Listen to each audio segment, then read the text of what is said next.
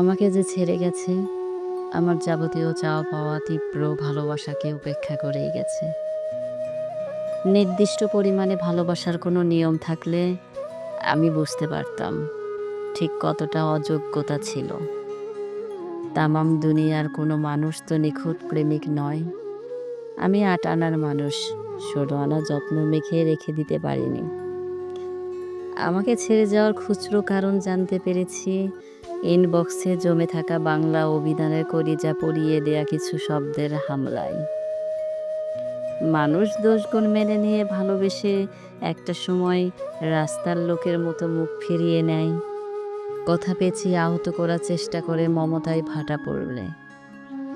আমি কখনো তাকে অভিযোগে অভিযুক্ত করিনি। যারে ভাঙার সুযোগ দিয়েছি সে ভেঙে যাবেই। যার হাতে অধিকার তুলে দিয়েছি সে প্রত্যাখ্যান করবেই।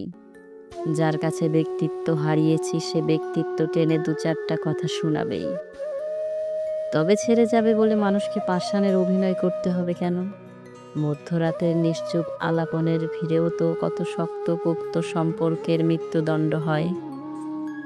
আমি তো প্রেমিক ৮ আনার মানুষ, অসামাজিক কিংবা অযত্নশীল বলেও যেতে পারত।